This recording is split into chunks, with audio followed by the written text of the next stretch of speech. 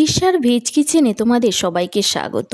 আজকে কিন্তু দারুণ মুচমুচে এবং টেস্টি একটা পকোড়া রেসিপি তোমাদের সাথে শেয়ার করব। সেটা হচ্ছে কাঁচা মরিচের পুরভরা পকোড়া।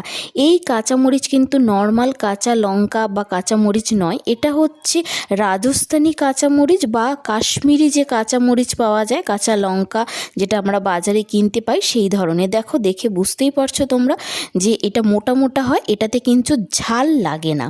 তো আমি কিন্তু এর পকোড়া বানিয়ে তোমাদের দেখাবো, খুব সুন্দর খেতে লাগে এবং দারুণ টেস্টি। চা কফির সাথে বা মুড়ির সাথে কিন্তু তোমরা এটা খেতে পারো। দেখো, এখানে আমি আলু সেদ্ধ করে নিয়েছি। এই আলুটাকেই আমি হাত দিয়ে একটু ভেঙে নিয়েছি, সেদ্ধ করা আলুটাকে। এবার আমি কড়াই বসিয়ে দিয়েছি। প্রথমে আমরা পুরটা বানাবো। এই আলুগুলো, সেদ্ধ করা আলুগুলো আমি দিয়ে দেবো কড়াইয়ের মধ্যে। কড়াইয়েতে আমি তেল কিন্তু আমার গরম হয়ে গেছে। আমি এখানে সমস্ত আলুগুলো প্রথমে দিয়ে দেব। তো যেহেতু পুর ভরা কাঁচামরিচের পকোড়া, আমাদের পুরটা আগে বানাতে হবে। তো সেই কারণে চলো পুরটা আগে বানিয়ে নিই, তারপর কিন্তু আমি তোমাদের দেখিয়ে দেবো যে কোন কাঁচামরিচে আমরা পকোড়াটা বানাচ্ছি আর কিভাবে বানাতে হবে। প্রথমে আমি এই আলুটাকে একটু কষিয়ে নেব তেলের সাথে।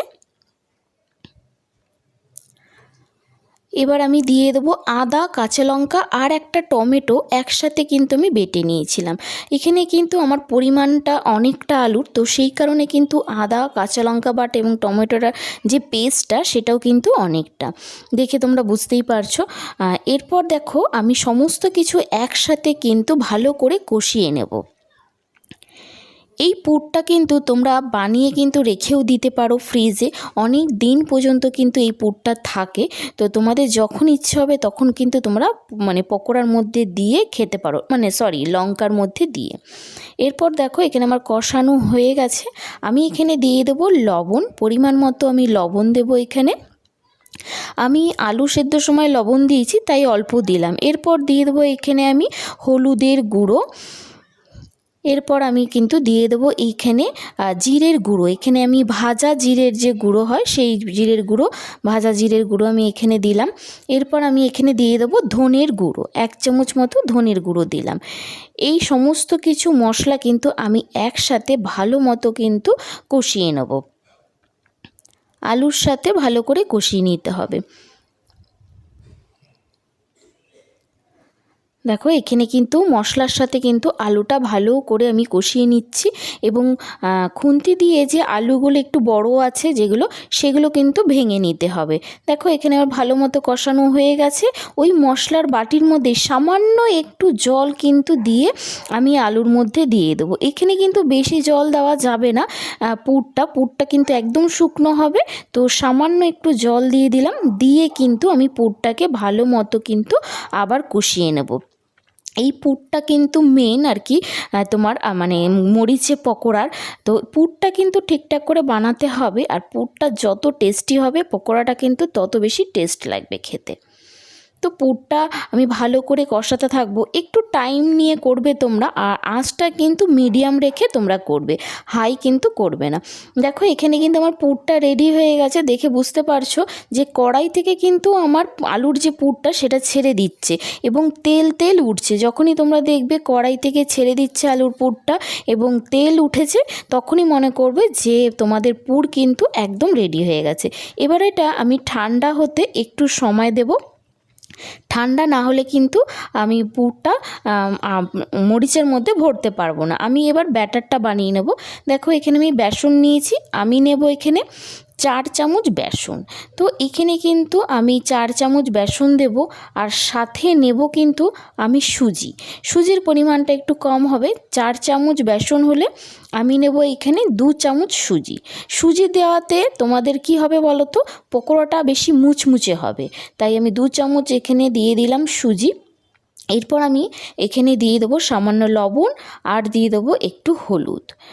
এরপর সমস্ত শুকনো ইয়েগুলো বেসন আর সুজিটা আমি চামচ দিয়ে ভালো করে কিন্তু মিক্স করে নেব। এরপর দেখো, অল্প অল্প জল দিয়ে কিন্তু আমি ব্যাটারটা গুলবো, কারণ একসাথে যদি আমি বেশি জল দিয়ে ফেলি পাতলা হয়ে যাবে। তো সেই কারণে কিন্তু আমি চামচ দিয়ে দিয়ে ব্যাটারটা গুলছি। তোমরা চাইলে হাত দিয়েও কিন্তু ব্যাটারটা ভালো করে গুলে নিতে পারো। তো আমি দেখো এখানে ব্যাটারটা হাত দিয়ে গুলে নিয়েছি, আমার দেখে বুঝতেই পারছো কীরকম পাতলা হবে ব্যাটারটা। এরপর দেখো এই যে লঙ্কা, এগুলো কিন্তু কাশ্মীরি লঙ্কা বলে, এগুলো কিন্তু তোমরা বাজারে কিনতে পেয়ে যাবে। এই লঙ্কাগুলো ঝাল হয় না কিন্তু খেতে। তো এই লঙ্কাগুলো কিন্তু আমি ভালো করে ধুয়ে নিয়েছি। এরপর আমি এই লঙ্কাগুলো কেটে নেব। তো কাটাটাই কিন্তু এইখানে মেন জিনিস, যাতে পুরটা ভরতে পারি আমরা লঙ্কা, সেরকমভাবে কিন্তু আমাদের কাটতে হবে। দেখো আমি দেখিয়ে দিচ্ছি তোমাদের একটা কিভাবে তোমরা মানে লঙ্কাটাকে কাটবে। তো লঙ্কাটাকে প্রথমে আমি দেখো চিড়ে নেব, মধ্যেখান থেকে চিরবো, কিন্তু পুরোটা চিরবে না, কিন্তু কিছুটা মাথাটা রেখে দেবে আর বাদবাকিটা চিড়ে নেবে।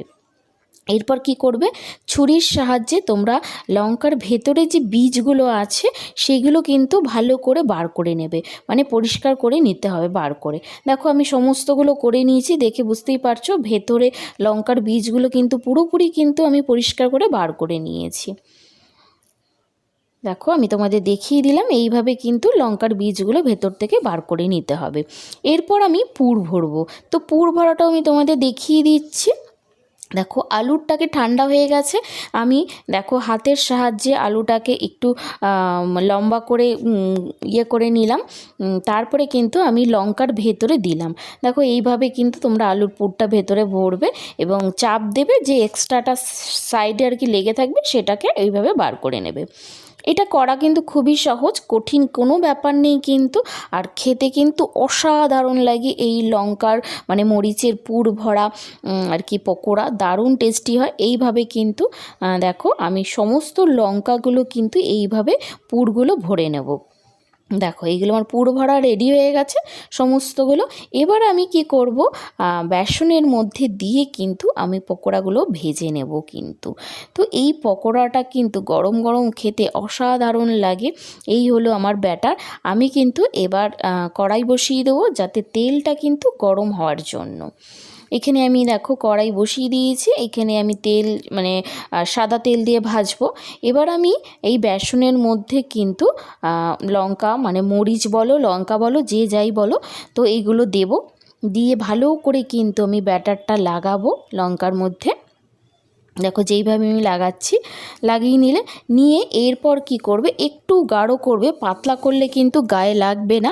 তো এইভাবে কিন্তু করে তোমরা লঙ্কাগুলোকে তেলের মধ্যে ছাড়বে। দেখো এইভাবে কিন্তু ছাড়তে হবে। তো এইভাবে কিন্তু আমি সমস্তগুলোই কিন্তু এক এক করে ভালো করে কিন্তু এইভাবে ভেজে নেব। দেখো এইভাবে কিন্তু তোমরা পকোড়াগুলো আস্তে আস্তে ভেজে নেবে। তো আমি সমস্ত পকোড়াগুলোই এইভাবে কিন্তু হালকা হালকা করে দেখো লাল লাল করে কিন্তু আমি ভেজে নেব। একদিকটা হলে আমি আর এক দিকটা কিন্তু উল্টে দেবো, দিয়ে কিন্তু আমি এইভাবে ভেজে নেব। এই পকোড়াটা অসাধারণ খেতে লাগে। হয়তো একটু তোমাদের মনে হতে পারে কষ্টকর করাটা, কিন্তু যদি একবার করো আমি বলতে পারি তোমাদের যে যারা খাবে তারা কিন্তু প্রত্যেকে বলবে অসাধারণ লেগেছে কিন্তু এই পকোড়া খেতে। আর তোমরা যদি অনেকে ভয় পাও যে মরিচের পকোড়া বা লঙ্কার পকোড়া ঝাল লাগবে, আমি তোমাদের আবার বলে দিই এই পকোড়াগুলো মানে লঙ্কাগুলো কিন্তু ঝাল নয় এইগুলো। তো যাই হোক এইভাবে কিন্তু আমি সমস্ত পকোড়াগুলো দেখো ভেজে নেব।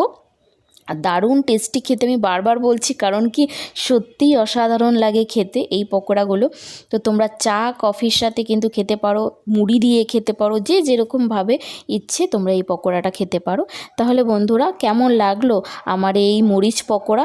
যদি ভালো লাগে অবশ্যই লাইক করো, কমেন্ট করো, আর যারা সাবস্ক্রাইব করোনি তারা অবশ্যই সাবস্ক্রাইব করো। আজকের জন্য এইটুকুই, নতুন ভিডিওতে আবার দেখা হবে।